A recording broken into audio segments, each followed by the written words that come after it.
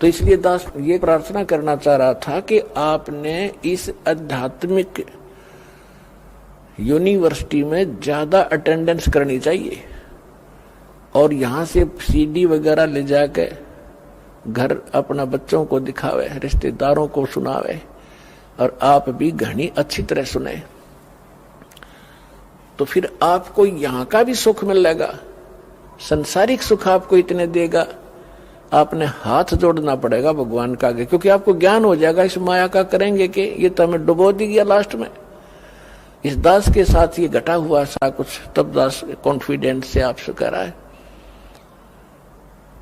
तो पुणात्मा इतनी माया प्रारंभ कर दी थी दाता ने देनी, हाथ जोड़ दिया, रोया बैठ के। अगर दाता आप तो कह रहे तो दुश्मन है और ये फिर देने लगे आप, तो बाद में इस नौकरी को त्यागना पड़ा परमात्मा के प्रचार के लिए।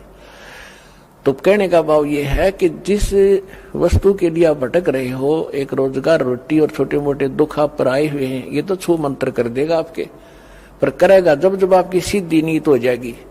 अब तो आपको आदत पड़ रही है, कहीं चले झाड़ा लवाया वहां बस दुख हो रहा है, महाराज जी कुछ बता दे, हम उसका कर दर जा, वो अपना राज्य हम अपना राज्य।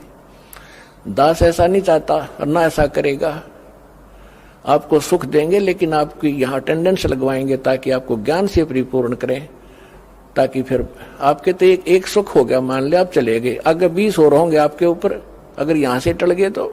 दास आपको ये बताना चाह रहा है कि इसमें समय घना दो और ध्यान से सुनो इस आध्यात्मिक लेक्चरों को, इन प्रवचनों को, और आपके कंठस्थ याद हो जाएगी। जैसे रामायण महाभारत हमने गोटरिया की थी, कितने दिन तो सुनते आ रहे थे, 1 से 2 से हजारों से वही कथा सुनी।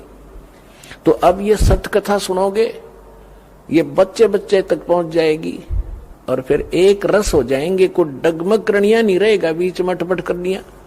तो आपको जितने यहाँ आते हैं, दास ये चाहता है कि आपको इतना परिपक्व कर दूं इस ज्ञान से कि काल ने जो अज्ञान भर रखा है अन्य समाज में, उसके साथ संघर्ष करो और उनको अपने पक्ष में कर लो। लास्ट में होना पड़ेगा उनको, क्योंकि वह अज्ञान है। हम भी ऐसे डटे खड़े थे उस अज्ञान के साथ में, आज हम रो रहे हैं कि भगवान वो समय खो दिया, बेमतलब।